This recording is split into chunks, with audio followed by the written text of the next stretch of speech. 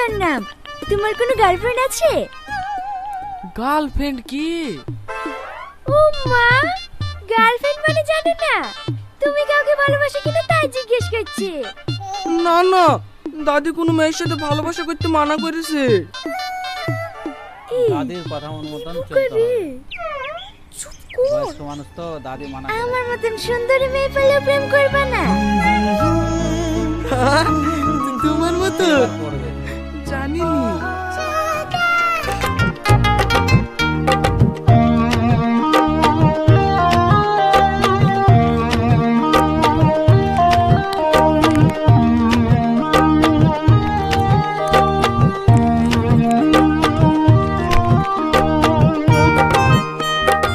ল্যাও।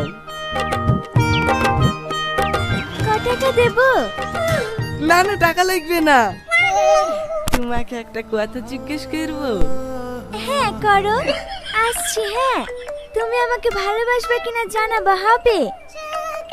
হবে। এই যা। তুমি কি আমাকে সত্যি সত্যি ভালোবাসবা? হ্যাঁ, আমি মিথ্যে মিথ্যে বলছি নাকি? তোমার এত সুন্দর চেহারা, মেয়েটা আমি কিন্তু কেন, ছেলেটাকে যে কোনো মেয়ে তোমার প্রেমে পড়ে যাবে। কি করে মানে ঝালমুড়ি খেতে হবে, কি করে মানে সামাজিকটা কিভাবে ছেলেটাকে চলছে কি সেটাই মানে জানি রে? তুলে ধরছে। পারিসও বটে। তাকাচ্ছে দেখ, তাকাচ্ছে দেখ। বাই। বন্ধু কালা চান কি মায়া লাগাইছো, প্রীতি শিখাইয়া আমায় পাগল বানাইছো। কি রে, মনে অত ফুর্তি কিসের? দাদুর কাছে চলে দাদি গো দাদি, একটা সুন্দরী মেয়ে তোমার নাতির প্রেমে পড়েছে। কি, তুই প্রেম করছিস? না না দাদি, আমি কোনো হ্যাঁ বলিনি। হ্যাঁ বলার আগে তোমার কাছে ছোট ছোট চলে এসছি। বলো না দাদি, প্রেম করবো? না না মধু, ওসব প্রেমের ভূত মাথায় ঢুকাসনি। ওসব প্রেম ভালোবাসা আমাদের মতন গরিবদের লাগি না, এমনিই খুব ভালো আছি।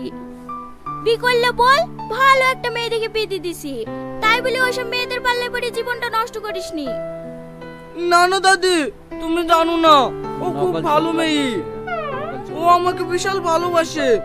বলো না দাদি, বলো না, ভালোবাসবো।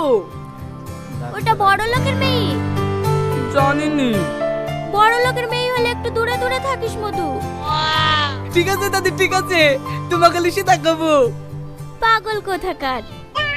বন্ধু কালা চান কি মায়া লাগাইছো, প্রীতি শিখাইয়া আমায় পাগল বানাইছো।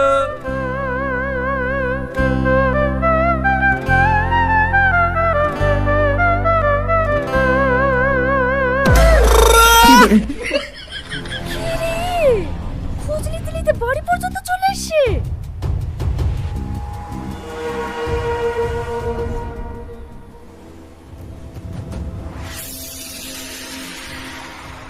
তুমি এখানে কি করতেছো? তোমাকে দেখতে। তোমার বান্ধবীরা বললো তোমার নাকি শরীর খারাপ, আজ স্কুলে আসবা না, তাই খোঁজ লিতে লিতে চলে আসনু। তোমার কি হয়েছে সোনা? আমার কিচ্ছু হয়নি, তুমি এখান থেকে তাড়াতাড়ি যাও তো, আপু দেখলে আমাকে মেরে ফেলবে। আচ্ছা আচ্ছা ঠিক আছে, তুমি ভালোভাবে খাওয়া দাওয়া করবা আর শরীরে যত্ন নেওয়া হবে। ঠিক আছে লেবু, তুমি এখন যাও তো। বাবা, তোর ঝালমুড়ি আলা প্রেমিক তাহলে তোর বাড়ি পর্যন্ত চলে গেছিল। দেখ, রাগ করিসনি। আসবা কিন্তু। যত নষ্টের ঘোড়া তোরা, তোদের লেগে সব হয়েছে। এখন পেছন ছাড়াবো কি করে তাই বল। পেছন ছাড়ি আবার কি করবি? মালটা তো বেশ ভালোই, বিয়েটা করেই ফেল, আমাদেরও ফ্রিতে ঝালমুড়ি খাওয়া হবে। কি বলিস তুই না? হ্যাঁ হ্যাঁ, আমার এই বিতে মত আছে। তোর মত আছে তো তুই কর না। এই কথা যদি বাড়িতে জানতে পারে, আমাকে আর বাড়িতেই উঠতে দেবে না। আমি তোমাকে ভালোবাসি কি না?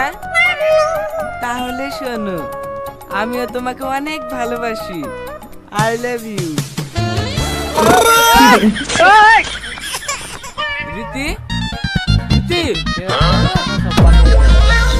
রীতি রীতি রীতি কিছু না বলে ও এইভাবে চলে গেল, তাহলে ও কি আমাকে ভালোবাসে না?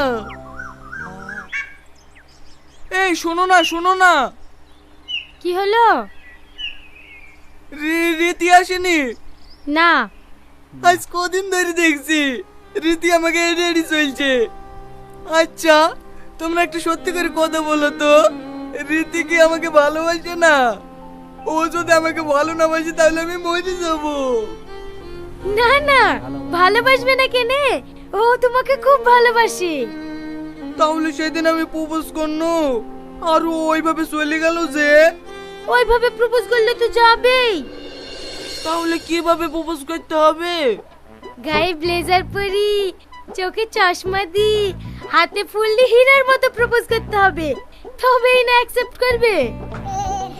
ও ব্লাউজ পরে প্রপোজ করতে হবে?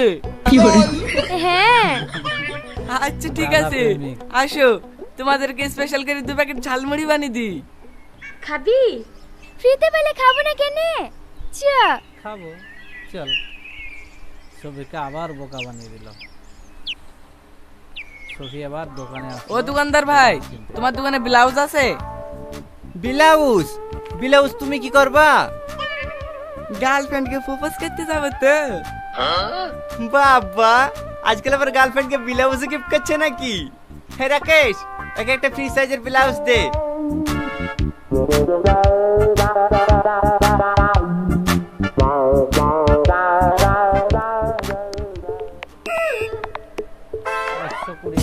এটা কি? ব্লাউজ। এইটাই তো ব্লাউজ। তাও জানি না। এটা ব্লাউজ? হ্যাঁ। ঠিক আছে, ক টাকা দেবো? 120 টাকা।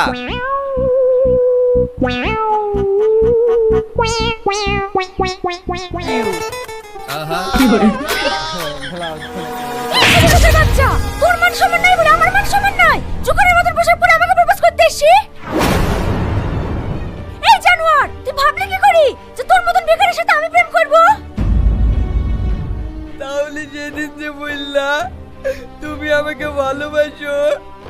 আরে ছোট লোকের বাচ্চা, আর তুই এতটাই পাগলা, সব সত্যি ভেবে লিসি, নিজের রকাত একবার দেখবি নি? আমি সত্যি আমার রকারটা বলিল, আমার একবারের জন্য মনে হয়নি জানো যে তুমি এত ভালো অভিনয় করতে পারো। আর আমার এই প্রজেক্টের কথা বলছো, আমারও পড়ার আগে বারবার মনে হচ্ছিল, জানতে তোমার বান্ধবীরা বলেছিল এটা পড়ে প্রপোজ করলে নাকি তুমি অ্যাকসেপ্ট করবা। আর আমি তো তোমার প্রেমে পাগল। শুধু তো কেউ যদি আমাকে বাজির ধরে গলায় নিয়ে বলতে বলে না, তখন আমি তোমাকে ভালোবাসি কথাটা বলতে। এই নাও, এই বুদ্ধিটা দেওয়ার জন্য তোমাকে অনেক অনেক ধন্যবাদ ছোট করে। কাঁদিসনি কর। আচ্ছা দাদি, তুমি আমরা গরিব হয়ে জন্মে সেখানে, আমরা তাহলে কেউ তোমার নাতি খাবো না।